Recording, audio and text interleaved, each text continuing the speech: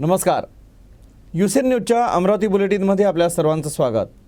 बातम्यांची सुरुवात करूया, पण त्याआधी पाहूयात ठळक घडामोडी.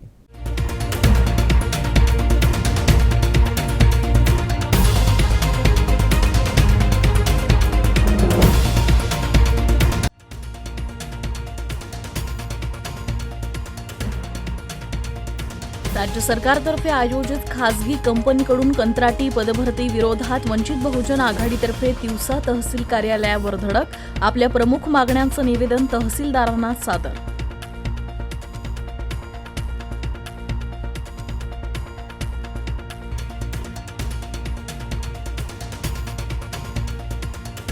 चौदा कोटींचा विमा प्रीमियम, शेतकऱ्यांना केवळ 4 कोटींचाच परतावा. शेतकरी संकटात अन पीक विमा कंपनी मात्र प्रचंड फायद्यात. संत्रा, मोसंबी तसेच केळी उत्पादक शेतकरी चिंतेत.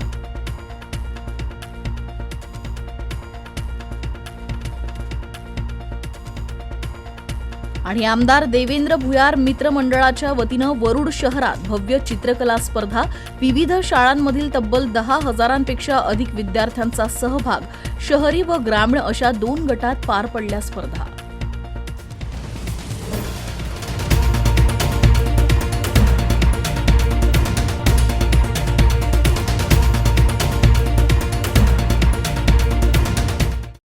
एकीकडे महाराष्ट्र मराठा आरक्षणावरून पेटला असताना महाराष्ट्र सरकारनं पुन्हा 9 खासगी कंपनीमार्फत सर्व पदभरती कंत्राटी पद्धतीनं भरण्याचा शासन निर्णय पारित केला आहे.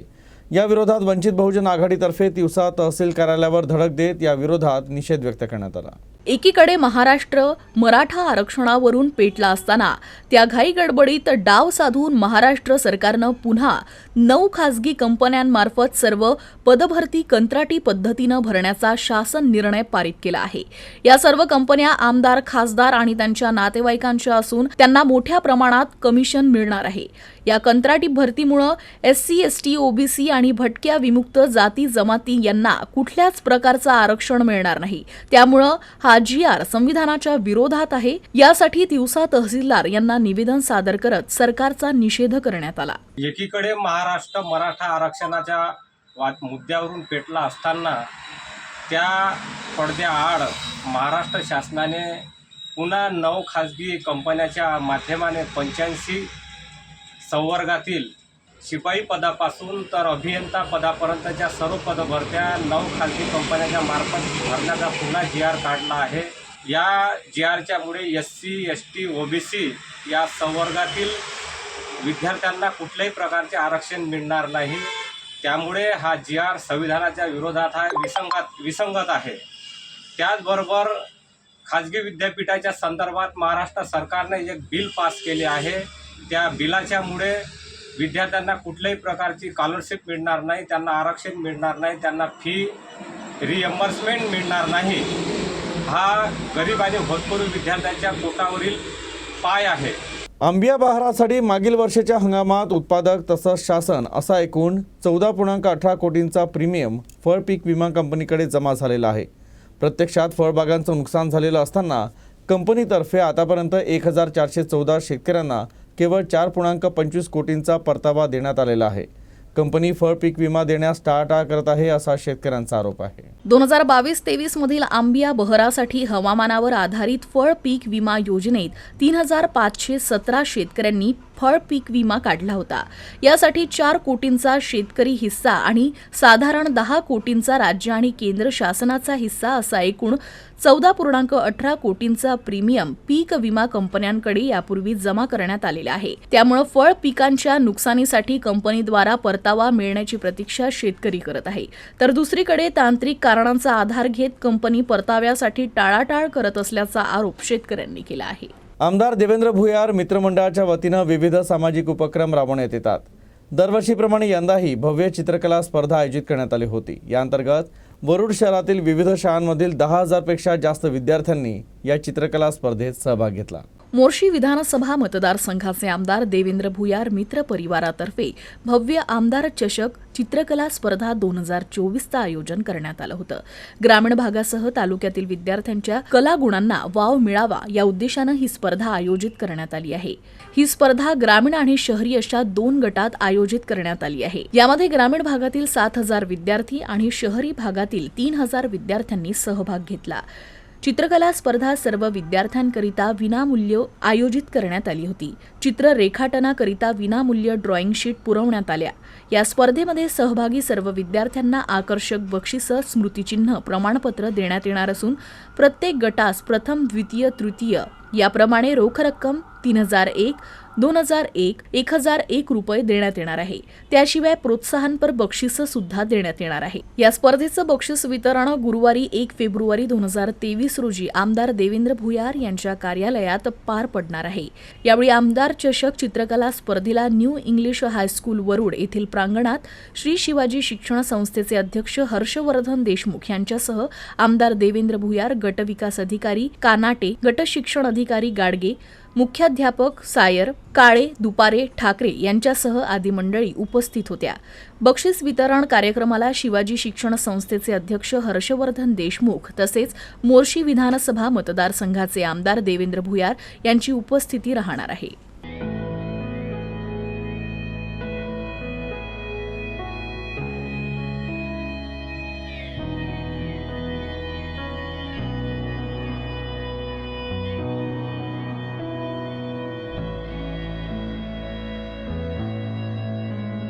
संत गाडगेबाबा यांनी अंध, अपंग, कुष्ठरोगी तसंच निराश्रित लोकांसाठी सुरू केलेला अन्नदान, वस्त्रदानाचा उपक्रम आजही अव्याहतपणे सुरू आहे. याही वर्षी हा उपक्रम मोठ्या उत्साहात आयोजित करण्यात आला. यासोबतच पूर्णा नदीकाठी असलेल्या 3 घाटांच्या सफाईचाही उपक्रम हाती घेण्यात आला. या कार्यक्रमाच्या निमित्तानं श्री गाडगे महाराज लक्ष्मीनारायण ट्रस्ट संस्थान श्री क्षेत्र हनुमान इथं गेल्या 8 दिवसांपासून स्वच्छता मोहीम सुरू आहे. पूर्णा नदीच्या पुरामुळे स्वच्छ झालेले घाट आणि परिसर हा स्वच्छ करण्याचं काम संस्थेचे प्रमुख बापूसाहेब देशमुख यांच्या मार्गदर्शनाखाली सुरू असून त्यावेळेस बांधलेले नदी काठ 5 घाट भरलेले आहे. त्यामध्ये 2 घाट भातकुली तालुक्यातील ऋणमोचण या गावाच्या बाजूनं तर 3 घाट श्री क्षेत्र मोचन अमला या बाजूनं उभारलेली आहे.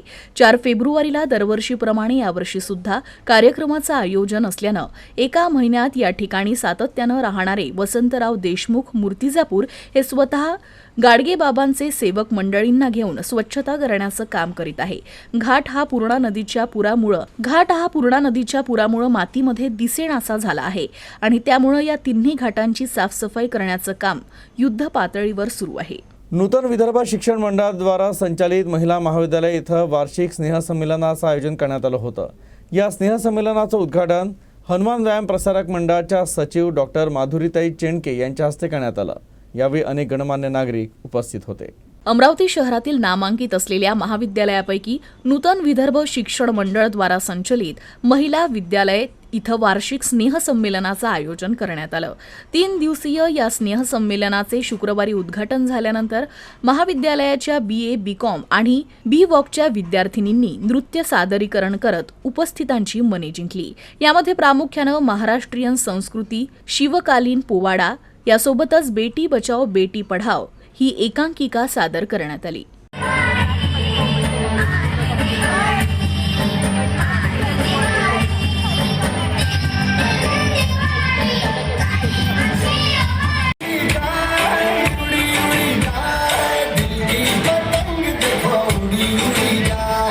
बातमीपत्रात घेऊया छोटीशी विश्रांती. आपण पाहत रहा USN news. Gold silver update. Trimurti gold and silver house. शुद्धता ही परंपरा. गोल्ड एवं सिल्वर के निर्माता एवं विक्रेता 1968 से आपकी सेवा में. हमारा पता सराफा बाजार अमरावती.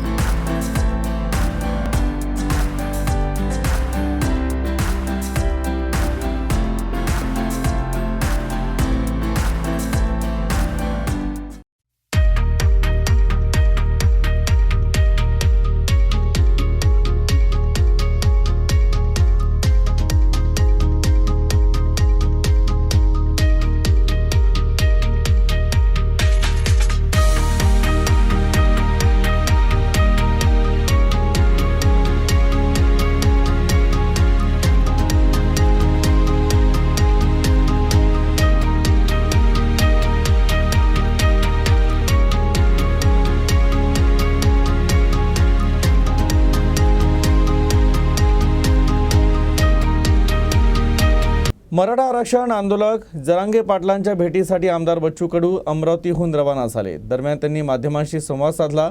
राज्यात शांतता ठेवण्यासाठी सरकारला 2 पावलं मागे यावं लागेल आणि जरांगे पाटील यांना सुद्धा, अशी प्रतिक्रिया देताना कडू यांनी इतर बाबींवर प्रकाश टाकला. मला असं वाटते का मी 3-4 दिवसापासून सातत्यानं जालना, मुंबई असा एक प्रवास केला आणि त्यामध्ये त्यांनी जे जे दुरुस्त्या सांगितल्या सगळे सोयरेच्या बाबतीत, त्या सगळ्या दुरुस्त्या त्यांच्या म्हणण्याप्रमाणे आपण करून आणल्या आणि सरकारनं त्यावर संमती पण दाखवली आहे. सगळे सोयरे बाबतीत त्यांनी पण म्हटलं आहे का हा प्रश्न सध्या तरी मिटलेला आहे, असं जरांगे पाटलांनी सुद्धा म्हटलं.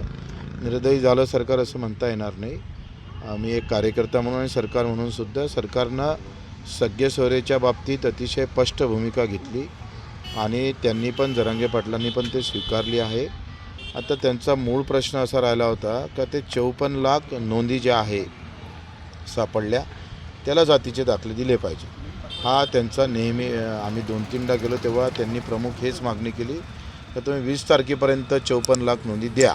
शिष्टाईपेक्षा आता काय आहे का ते ज्या दृष्टिकोनातून त्या मागणीला पाहता आहे तो त्यांचा भाग आहे, लक्षात घ्या. की त्यांचं म्हणणं आहे का समाजाचं कुठल्याही परिस्थितीत भलं झालं पाहिजे, या दृष्टिकोनातून त्यांनी एकंदरीत स्टँड घेतलेला आहे. मला तरी असं वाटतं का धोरणात्मक जी लढाई होती ते जरांगे पाटील साहेबांच्या आंदोलनामुळे जिंकलेली आहे. त्यांनी जे जे काही फेरबदल सांगितले ते सगळे सरकारनं सगळे सोयरेच्या बाबतीत मान्य केलेले आहे. त्याच्यामुळे त्यांनी धोरणात्मक लढाई जिंकलेली आहे. त्यांच्यामुळंच सरकार या सगळ्या खालच्या याच्यावर येऊन चर्चा करायला तयार झालं आणि त्याच्या अधिसूचना काढायला तयार झालं आहे. त्याच्यामुळं धोरणात्मक लढाईमध्ये ते जिंकलेच आहे सध्या. आता फक्त ज्या नोंदी सापडल्या त्याला जातीचा दाखला भेटला पाहिजे. मला वाटतं आता तो त्यांचा प्रश्न आहे. मी आता सध्या आंदोलक म्हणून मी तिथं जातो आहे आणि आता सरकार म्हणून माझी भूमिका संपलेली आहे. अमरावतीतल्या बंद झालेल्या जाधव गिअर कंपनीच्या कर्मचाऱ्यांनी कुटुंबासह जिल्हाधिकारी कार्यालयावर मोर्चा काढला. अमरावती औद्योगिक वसाहतीतील जाधव गिअर कंपनी मालकानं ही कंपनी अचानक बंद केल्यानं 40 ते 50 कामगारांवर उपासमारीची वेळ आली आहे. कंपनीनं कोणतीही नोटीस न देता कामगारांना अचानक कंपनीतून काढलं आणि ही कंपनी बंद केली. या विरोधात कंपनीचे कामगार जिल्हाधिकारी कार्यालयासमोर गेल्या 12 दिवसांपासून उपोषण करत आहेत. तर या कर्मचाऱ्यांनी शनिवारी आपल्या कुटुंबासह जिल्हाधिकारी कार्यालयावर मोर्चा काढला आणि तीव्र निदर्शनं केली. यावेळी संजय जाधव तुपाशी, कामगार उपाशी अशा घोषणाबाजी देण्यात आल्या.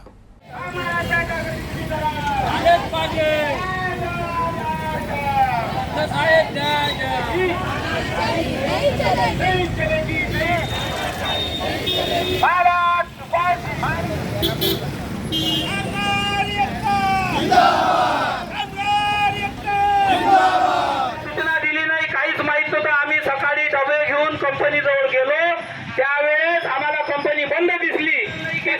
कोणती कारवाई आम्ही मालकावर केलेली आहे असं काहीच आजपर्यंत भेटलेलं नाही. अमरावती जिल्हा वकील संघातर्फे स्वर्गीय ॲडव्होकेट S.Z. पाटील स्मृती प्रित्यर्थ क्रिकेट स्पर्धेचं आयोजन करण्यात आलं. रविवारी या क्रिकेट स्पर्धेचं उद्घाटन होणार आहे. या स्पर्धेत वकील, कोर्ट कर्मचारी आणि न्यायिक अधिकारी सहभागी होणार आहे. या स्पर्धेबाबत अमरावती जिल्हा वकील संघाचे अध्यक्ष ॲडव्होकेट शिरीष जाखड यांनी अधिक माहिती दिली. दरवर्षीप्रमाणे वकिलांकरता आम्ही स्नेहसंमेलन आयोजित करत असतो. मध्यंतरी करोनाच्या काळामध्ये स्नेहसंमेलन कुठेतरी थांबले होते, परंतु यावर्षी आम्ही पुन्हा पूर्ववत स्नेहसंमेलनाच्या कार्यक्रमाचे आयोजन केलेले आहे. त्यामध्ये स्वर्गीय S.Z. पाटील स्मृती क्रिकेट स्पर्धा आयोजित केलेली आहे. त्यामध्ये जवळपास वकिलांच्या 16 संघांनी त्यामध्ये सहभाग घेतलेला आहे. वकिलांच्या संघाव्यतिरिक्त न्यायिक संघ तसंच न्यायालयीन कर्मचारी क्रिकेट संघ यांनी सुद्धा त्यामध्ये सहभाग घेतलेला आहे. ती जी स्पर्धा आहे ती दिनांक 21/1/2024 पासून पंजाबराव देशमुख मेडिकल कॉलेजचं जे ग्राउंड आहे त्या ग्राउंडवर सुरू होते आहे. त्यानंतर त्या स्पर्धेचा पुढचा भाग जो आहे तो 26 आणि 27 तारखेला पुन्हा होणार आहे. त्याच्यातले राहिलेले मॅचेस आणि तो जवळपास 28 तारखेपर्यंत टुर्नामेंट चालणार आहे. तसंच स्नेहसंमेलन जे आहे अमरावती जिल्हा वकील संघातर्फे घेण्यात येणारं, त्यामध्ये मुख्यत्वे वकिलांकरता ऑर्केस्ट्रा, आनंद मेळा, अंताक्षरी, वकील सदस्यांकरता रांगोळी स्पर्धा, बुद्धिबळ स्पर्धा, कॅरम स्पर्धा, वादविवाद स्पर्धा असे वेगवेगळे कार्यक्रम आम्ही आयोजित केलेले आहेत. ते आम्ही जे शेड्यूल केलेले आहे ते दिनांक 25/1/2024 रोजी संध्याकाळी 6 वाजतापासून ते 27 तारखेपर्यंत आम्ही ते आयोजित केलेले आहेत. त्या वेगवेगळ्या वेळांमध्ये राहील. त्याचं शेड्यूलसुद्धा आपल्याला निश्चितच देण्यात येईल. तरी मी सर्व वकील सदस्यांना आवाहन करतो की या कार्यक्रमामध्ये आपण सर्वांनी उपस्थित राहावे. तरी सर्व वकील बांधवांना विनंती करतो की सर्वांनी या कार्यक्रमाचा लाभ घ्यावा आणि त्याच्यामध्ये समावेश घ्यावा. जरांगे पाटील यांनी आपली भूमिका जाहीर करावी आणि लोकसभा लढवावी असा सल्ला वंचित बहुजन आघाडीचे नेते प्रकाश आंबेडकर यांनी मनोज जरांगे पाटील यांना दिला आहे. लोकसभेत गेल्यानंतरच प्रश्न सुटतात असंही ते म्हणाले. जरांगे पाटील यांनी आपली भूमिका स्पष्ट केल्यास आम्ही त्यांच्यासोबत जायचं की नाही याचा विचार करू. तसंच राज्य सरकार मराठा आरक्षण देण्यास इच्छुक नसून लोकसभा निवडणूक जाहीर होण्याची वाट पाहत वेळकाढूपणा करत असल्याचा आरोप देखील प्रकाश आंबेडकर यांनी केला. तर बच्चू कडू आणि जरांगे पाटील यांच्यात सुरू असलेली चर्चा फिसकटलेली आहे असंही ते म्हणाले. तेव्हा जरांगे पाटील यांना असणारा माझा सल्ला आहे की त्यांनी येत्या लोकसभेमध्ये राजकीय भूमिका त्या ठिकाणी घेतली पाहिजे. नुसतंच कोणाला तरी पाठिंबा देण्याची भूमिका त्यांनी घेता कामा नये. गरीब मराठ्याचा नवीन वर्ग हा जो उभा करायचा आहे हा रस्त्यावरनं जागृती होते, लोकांच्या समोर आपला मुद्दा येतो. पण कायदेशीररित्याने तो असणारा करायचा असेल तर जरांगे पाटील यांनी लोकसभेच्या निवडणुकीमध्ये उतरलं पाहिजे, भूमिका घेतली पाहिजे. 2 महिन्यामध्ये 3 महिन्यामध्ये अमुक ह्याच्यामध्ये कोर्टामध्ये सुप्रीम कोर्टामध्ये अमुक असे जे नाचवणं चाललेलं आहे हे जरांगे पाटील यांनी असणारं लक्षात घेतलं पाहिजे. लोकसभेच्या निवडणुका जवळ आल्यामुळे सरकारचा हात दगडाखाली आहे हे त्यांनी लक्षात घेतलं पाहिजे आणि म्हणून आपला हात सहजरित्याने निघावा आणि सत्तेमधला जो श्रीमंत मराठा आहे त्याला जे वाटते की गरीब मराठ्याला आरक्षण मिळू नये तो इलेक्शनचीच वाट बघतोय आणि नोटिफिकेशनचीच वाट बघतोय की निवडणुका एकदा लागल्या की आपल्याला काही निर्णय घेता येत नाही, त्याच्यामुळे इलेक्शन होऊ द्या अशी असणारी परिस्थिती आहे.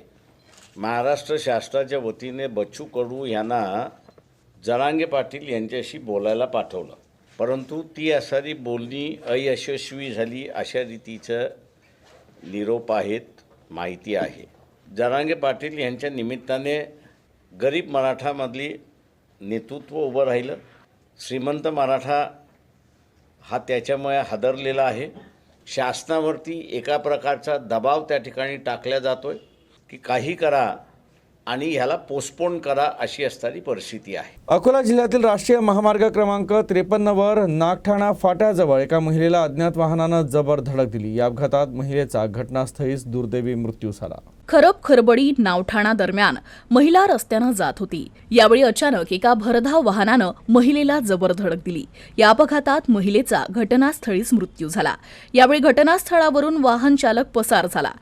या अपघाताबाबत तात्काळ पोलिसांना सूचना देण्यात आली. पोलिसांनी घटनास्थळी दाखल होत पंचनामा करत मृतदेह शवविच्छेदनासाठी पाठवलाय. पुढील तपास पोलीस करत आहे. बातमीपत्रा शेवटी पाहूया ठळक घडामोडी.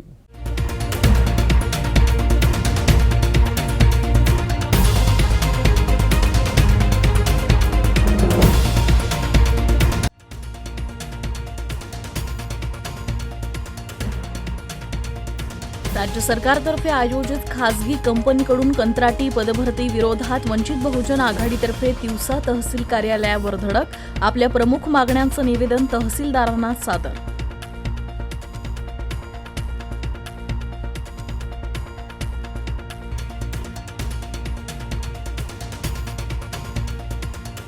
चौदा कोटींचा विमा प्रीमियम शेतकऱ्यांना केवळ 4 कोटींचाच परतावा. शेतकरी संकटात आणि पीक विमा कंपनी मात्र प्रचंड फायद्यात. संत्रा, मोसंबी तसेच केळी उत्पादक शेतकरी चिंतेत.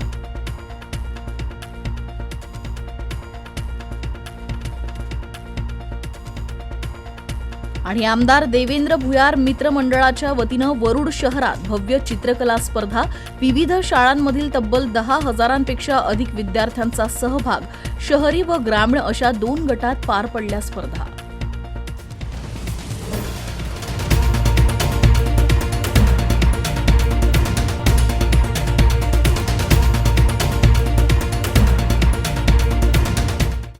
बातम्यांची मालिका पुढे अशी चालू राहील. आपण पाहत रहा USN न्यूज. नमस्कार.